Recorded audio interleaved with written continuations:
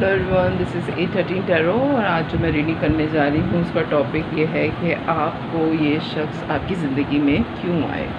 ठीक है, ये जनरल रीडिंग है, सारे मैसेजेस आपसे रेजोनेट नहीं करेंगे, इसलिए ज़बरदस्ती अपने ऊपर इम्पोज नहीं कीजिएगा। वही मैसेजेस लीजिएगा जो आपकी सिचुएशन से मैच करते हैं। ठीक है, और अगर अपने लिए रीडिंग कराना चाहते हैं आप, तो वो प्राइवेट रीडिंग में सारे मैसेजेस आपके लिए होते हैं, लेकिन ये जनरल रीडिंग है, बहुत सारे लोगों की एनर्जीज़ होती हैं इसके अंदर, तो सारे मैसेजेस आपसे रेजोनेट नहीं करेंगे।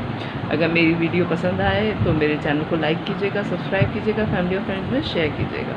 Thank you very much. और आप लोगों के सब्सक्राइब करने का बहुत बहुत शुक्रिया, और प्राइवेटली मुझे मैसेज करने का बहुत बहुत शुक्रिया, लेकिन हाँ चैनल पे भी मैसेज किया करें ताकि लोगों को पता चले कि हाँ देख रहे हैं सब लोग वीडियोस। ठीक है, प्राइवेटली मैसेज मुझे करते हैं लोग और फिर अपने सवालात करते हैं। तो चलें जी, पता करते हैं कि ये पर्सनैलिटी आपकी ज़िंदगी में, जिसके बारे में भी आपने सोचा है, वो आपकी ज़िंदगी में क्यों आई। कोई भी पर्सनैलिटी हो सकती है, मेल और फीमेल दोनों के लिए रीडिंग है, ये टाइमलेस है, जिस वक्त भी आप देखेंगे उस वक्त आपकी एनर्जी से मैच करेगी। ठीक है, चलें जी स्टार्ट करते हैं। प्लीज़ डिवाइन गाइड कीजिए कि ये पर्सनैलिटी मेरे व्यूवर की ज़िंदगी में क्यों आई, उस वक्त के हालात क्या थे। चलें पहले हम ये पता करते हैं कि उस वक्त की सिचुएशन क्या थी आपकी जब ये पर्सनैलिटी आपको मिली, ताकि थोड़ी सी गाइडेंस आपको मिले। ओके, लवर्स, 10 ऑफ सोर्ड्स और S of swords. Bottom of the deck आया है queen of cup, 10 of swords, 6 of swords, the lovers, the hangman reverse में आया है, और एस ऑफ सोर्ड्स और क्वीन ऑफ कप्स एंड में आया है बॉटम ऑफ द डेक। चलिए जी, ये मैं इधर निकाल लेती हूँ, इसको इस पर रख लेती हूँ और मैं आपको बताती हूँ। हो सकता है आपका कोई बहुत पेनफुल साइकिल किसी और के साथ कंप्लीट हुआ हो, या आप उसको बहुत सदमे में थे जिस वक्त ये पर्सनैलिटी आपकी ज़िंदगी में आई है। हो सकता है या तो आपने कहीं दूसरे मुल्क का ट्रैवल किया है, दूसरे कंट्री में गए हैं, या ये किसी और कंट्री से आपके कंट्री में वापस आए हैं। ये कहीं बाहर रहते थे, बाहर से आने के बाद आपसे मुलाकात हुई है, या आप कहीं बाहर गए हैं जिसकी वजह से आपकी इनसे मुलाकात हुई है जिस किसी और कंट्री में, या तो आप गए हैं या ये वापस अपने कंट्री में आए। ये यहाँ नहीं रहते थे, आपके मुल्क में नहीं थे, या आप इनके मुल्क में नहीं थे, बाद में आप लोगों की मुलाकात हुई। द लवर्स का कार्ड आया है, ये डेस्टिन था। हो सकता है आप लोग ट्विन फ्लेम हो आपस में या सोलमेट हो। ट्विन फ्लेम्स का ये होता है ज़्यादातर कि वो उनकी ज़िंदगी में उनका मिलना तो बहुत मुश्किल होता है, लेकिन वो कोई ना कोई लेसन देने के लिए आपकी ज़िंदगी में आते हैं, और आप नहीं भी चाहें तब भी ये आपको ऊपर वाले की तरफ से एक आपका सोलमेट या ट्विन फ्लेम जो होता है वो आपकी मदद के लिए आता है, आपके लिए ना कि उसके आने से आपकी पर्सनालिटी कंप्लीट होती है, और आप जो मुश्किल फ़ील कर रहे होते हैं, क्योंकि वो बिल्कुल आपके जैसा होता है, वो आपको मिरर कर रहा होता है, और वो बिल्कुल आपके जैसा होता है जैसे आपकी सोच होती है। उस वक्त जिस वक्त ये पर्सनैलिटी आपकी ज़िंदगी में आई है, आपका ऐसा कोई पेनफुल साइकिल कंप्लीट हुआ है जो किसी की समझ में नहीं आ रहा था। इवन आपकी खुद की समझ में नहीं आ रहा था कि ये मेरे साथ क्या हो गया है, ये क्यों हो गया है, किस लिए हो गया है, और कोई आपकी बात नहीं समझ पा रहा था, ना आप किसी को बात अपनी समझा पा रहे थे। लेकिन जब ये पर्सनैलिटी आपकी ज़िंदगी में आई है, ये वाहिद शख्स थे उस वक्त, या ये वाहिद पर्सनैलिटी कहूँगी मैं, मेल और फीमेल दोनों हो सकते हैं, कि ये सिर्फ आपकी उस वक्त बात समझ रहे थे, आपकी पोजीशन समझ रही थी कि आप किस दौर से गुजर रहे हैं, और आपको आपके इवन आपकी फैमिली वाले भी, आपके घर वाले, आपके बहन भाई माँ बाप तक नहीं समझ रहे थे कि आपके ऊपर क्या गुजर रही है, लेकिन ये पर्सनैलिटी समझ रही थी कि आपके ऊपर क्या गुजर रही है। क्योंकि हो सकता है कि ये दूसरे कंट्री से आएँ तो ये वहाँ सब कुछ फेस कर आएँ। अक्सर औकात या बेशतर औकात ये होता है कि ट्विन फ्लेम्स जो होते हैं उनके साथ एक जैसे हालात हो रहे होते हैं अलग अलग जगहों पे। जब वो मिलते हैं उसी कंडीशन में उनकी मुलाकात होती है जब उनको एक दूसरे की हेल्प चाहिए होती है।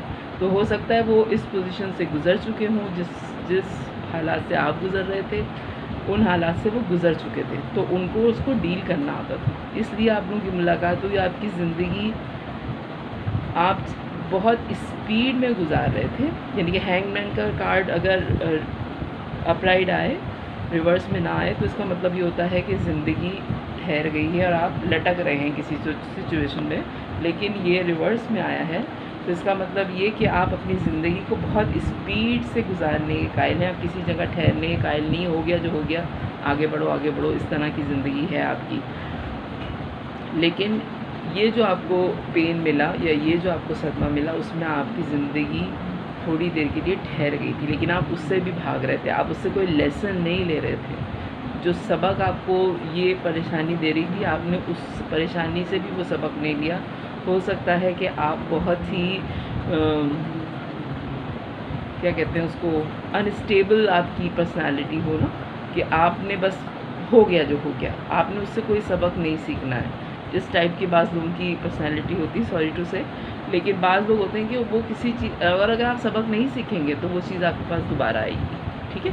अगर आप उससे कोई लेसन ले लेते हैं तो वो दोबारा नहीं होती। लेकिन अगर आपने लेसन नहीं लिया तो ये रूल है कुदरत का कि वो आपको सिखाती है, आपको दोबारा उसी हालात से गुजारती है। तो आप दोबारा उस हालात से ना गुजरें, इसलिए ये पर्सनालिटी आपके पास आई और क्लैरिटी देने के लिए आई कि देखो तुम्हारे साथ ये सब कुछ हो चुका है, अब दोबारा तुम ये गलती नहीं करना। ये सब कुछ मेरे साथ भी हुआ है और मैं किस तरह से निकला हूँ या निकली हूँ, और तुम्हें किस तरीके से निकलना है इस सिचुएशन से, ठीक है। और लवर्स के बाद ही जो है वो एस ऑफ वॉन्ड्स के साथ जो है वो क्वीन ऑफ कप का कार्ड निकला है। बहुत ज़्यादा क्लैरिटी मिल गई, आप दोनों बिल्कुल एक जैसे थे, मिरर कर रहे थे उस वक्त एक दूसरे को, तो आपको इनसे मोहब्बत हो गई। और ये बहुत मदरली नेचर की खातून हैं या फिर मदरली नेचर के साहब हैं, जिन्होंने आपको उस वक्त संभाला जैसे किसी बच्चे को संभालते हैं, जैसे बच्चे को संभाले, कंधा दिया, इन्होंने लिटरली आपको कंधा दिया है कि मेरा कंधा मौजूद है, तुम्हें जितने आंसू बहाने तुम बहा लो, तुम्हें जितना बड़ा सहारा चाहिए तुम सहारा ले लो, तुमने जो करना है वो तुम मेरे साथ करो, मैं तुम्हारे साथ हूँ, मैं समझने के लिए तैयार हूँ, ठीक है। हो सकता है कि आप लोगों की मुलाकात जो है वो सी साइड पे ज़्यादा हुई हो, आप दोनों को समंदर बहुत पसंद है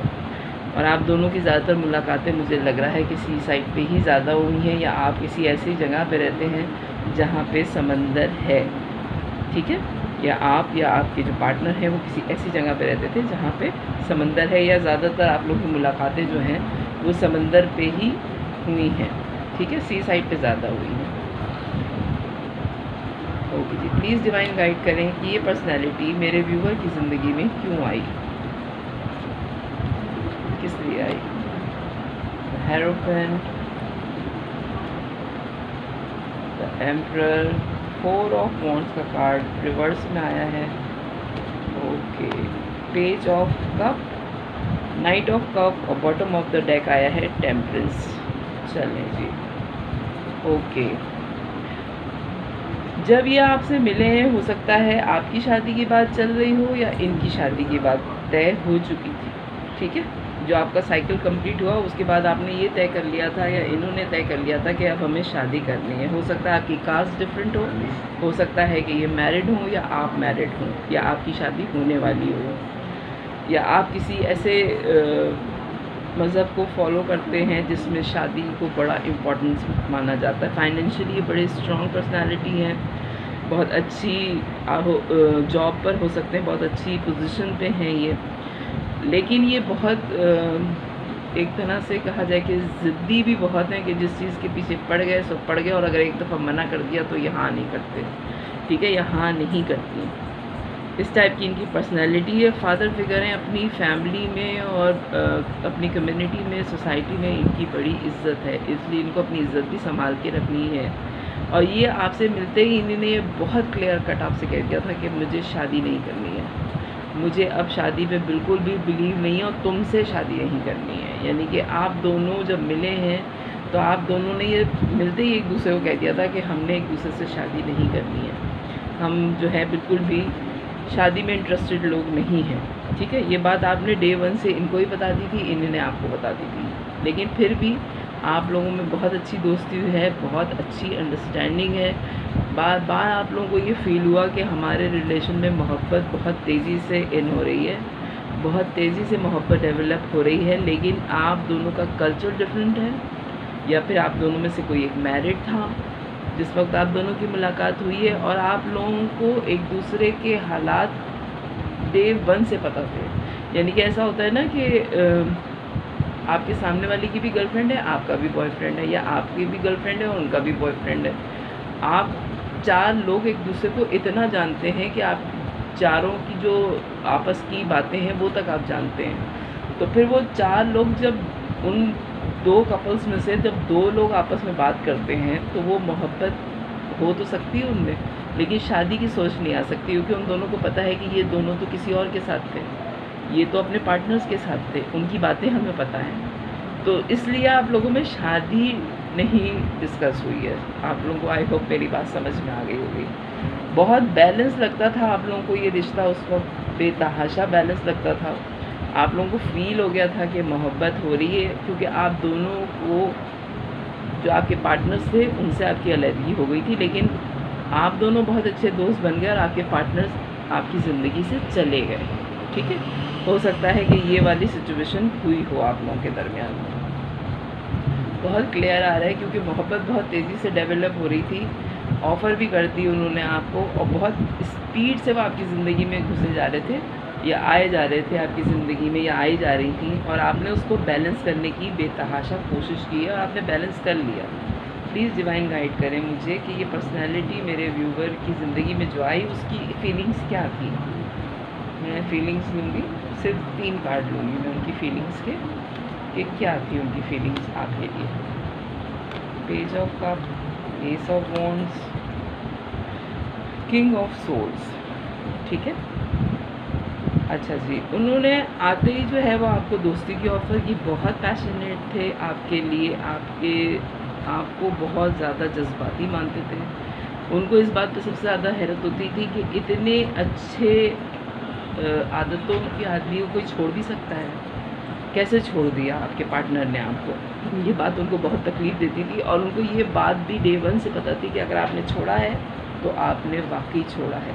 बाद लोग ऐसे होते हैं कि धोखा दे रहे होते हैं सामने वाले को कि मेरा ब्रेकअप हो गया है, मेरा ब्रेकअप हो गया। कोई नया आ जाए तो उसको कहते हैं मेरा ब्रेकअप हो गया, लेकिन पीछे वाला मौजूद होता है। लेकिन उनको ये बात, ये जो आपके पार्टनर थे या आपके जिनसे आप मिले बाद में, उनको ये बात पता चल गई थी कि ये सब ख़त्म हो चुका है। ये जो बोल रहा है या बोल रही है कि इसका उससे अफेयर था एक्स से, इसके एक्स से, वो ख़त्म हो गया है। तो ये बात उनको पता थी, और बड़े उन्होंने आपसे बहुत ज़्यादा मोहब्बत फ़ील की। जैसे आपने उनसे मोहब्बत फ़ील की, ऐसे ही उन्होंने आपसे मोहब्बत फ़ील की थी जिस वक्त ये आपसे मिले थे। और आपकी क्या फीलिंग्स थी, प्लीज़ डिवाइन गाइड करें कि मेरे व्यूवर की क्या एनर्जी थी उस वक्त जब इनकी मुलाकात हुई है। Sun, okay okay, king and queen दोनों आ गए हैं। देखें, लवर्स का कार्ड आया है पहले, ठीक है। अभी मैं ये कार्ड्स पढ़ दूँ पहले। The sun, queen of swords, 9 of wands, ठीक है। किंग एंड क्वीन दोनों आ गए हैं, लवर्स का कार्ड है। ट्विन फ्लेम भी हैं आप लोग, काउंटर पार्ट भी हैं एक दूसरे के, ठीक है। मिरर कर रहे हैं आप दोनों एक दूसरे के, आपकी आदतें और उनकी आदतें सेम हैं। जैसे वो क्लियर कट बात करते हैं, ऐसे ही आप भी क्लियर कट ही बात करते हैं सबसे, ठीक है। और आपसे मिलने के बाद आपको अंदाज़ा हो गया कि ये शख्स जो मेरी ज़िंदगी में आया है, या ये लड़की जो मेरी ज़िंदगी में आई है, इसने सब कुछ रोशन कर दिया है। इसने उस आदमी की, मेरे एक्स की वो ख़राबियाँ बताई हैं, इसकी वजह से मुझे अंदाज़ा हुआ है कि लोग अच्छे भी होते हैं, सच्चे भी होते हैं, बात भी सही करते हैं, झूठ नहीं भी बोलते। आपको इस पर्सनालिटी से मिलने के बाद इस सारी चीज़ों का अंदाज़ा हुआ, अपनी ज़िंदगी की सच्चाइयों का, अपनी ज़िंदगी की रोशनियों का आपको पता चला, ठीक है। तो इस पर्सनालिटी से जो आपकी ज़िंदगी में आई, इसने आपका दुनिया पे और लोगों पे एतबार कायम किया। ये कार्ड अंदर नहीं जा रहा, वो कह रहा है मुझे बाहर ही रहना है। लवर्स जो हैं वो किसी भी सूरत हटने को तैयार नहीं है, ठीक है। तो ये है आपकी रीडिंग। हालांकि आप बहुत दुखी थे, बहुत ज़ख्मी थे, लेकिन एक नई ज़िंदगी गुजारने के लिए उस ब्रेकअप के बाद जो आपका हो गया था, उस ब्रेकअप से निकालने के लिए डिवाइन की तरफ से ये आपके सामने आई पर्सनालिटी। इसने आपकी बहुत हेल्प की है, और इनके जाने के बाद भी इवन आप लोगों की, मुझे लग रहा है कि शायद मैरिज नहीं हुई है, आप लोग अभी भी सेपरेट हैं, लेकिन इनकी वजह से आपको बहुत उम्मीद मिली और आपकी वजह से इनको बहुत उम्मीद मिली। ठीक है, आपने गार्ड अप कर लिया, आपने सोचा कि ठीक है, जो कुछ भी मुझे तकलीफ़ पहुंची मुझे इसके साथ ही रहना है, इस तकलीफ़ के साथ ही रहना है, लेकिन मुझे सर्वाइव भी करना है, ये सारे हालात ठीक हो जाएंगे। इन्होंने आपको बहुत उम्मीद दिलाई है और ये रोशनी बनकर आए हैं। आप इस सन का कार्ड द हैप्पीएस्ट कार्ड होता है टैरो में। मैं ये देखूँगी कि आखिर में आप लोगों का डिवाइन की तरफ से क्या है मैसेज। प्लीज़ डिवाइन गाइड करें मुझे। ये पर्सनालिटी जो मिली मेरे व्यूवर को, इनका मैसेज क्या है डिवाइन की तरफ से, क्यों? एक कार्ड बस, द सन। ओके, देखिए टैरो में कोई चीज़ कभी गलत नहीं होती। सन का कार्ड आया है, ये आपकी हीलिंग के लिए आपसे मिले थे, इन्होंने आपको हील किया है, विश फुलफिलमेंट है आपकी ये। इन्होंने आपको इतना हील किया है कि आप दोबारा ज़िंदगी जीने की आपकी ख्वाहिश हो गई और आप इस उम्मीद के साथ ज़िंदगी गुजार रहे हैं कि दुनिया में अच्छा भी होता है। वरना आपके साथ जो मिसहैप हुआ, जो आपका ब्रेकअप हुआ, उसके बाद आपने लोगों को अच्छा समझना छोड़ दिया था। लेकिन इस पर्सनालिटी ने जब आपकी ज़िंदगी में आई है तो इन्होंने आपको हील किया है, इतना हील किया है कि अब आप अकेले ज़िंदगी गुजार सकते हैं। और आपने इनको हील किया है, सिर्फ इन्होंने आपकी मदद नहीं की है, आपने भी इस पर्सनालिटी की मदद की है। ये डिवाइन की तरफ से आप दोनों का मिलना था। अब मैं लव ऑरिकल से सिर्फ एक कार्ड इनके लिए लूँगी और एक कार्ड मैं आपके लिए लूँगी। प्लीज़ डिवाइन गाइड करें मुझे। पहले मैं आपके पार्टनर के लिए एक कार्ड लूँगी और फिर मैं एक कार्ड आपके लिए लूँगी। 2 ही कार्ड निकले हैं। Okay, heart to heart conversation, दिल से दिल की बात करें आप, और वाकई आप लोगों ने दिल से दिल की बात की होगी। ये आपके पार्टनर के लिए था। You deserve love. और ये देखें आप, एंड की जो 3 कार्ड आए हैं इन्होंने तो पूरी रीडिंग का हिसाब बराबर कर दिया। हार्ट टू हार्ट कॉन्वर्सेशन, दिल से दिल की बातें करें आप, और आप डिज़र्व करते थे लव को। तो ये थी जनाब आपकी रीडिंग। आपको पसंद आए तो मेरे चैनल को लाइक कीजिएगा, सब्सक्राइब कीजिएगा, फैमिली और फ्रेंड्स में शेयर कीजिएगा। बाय।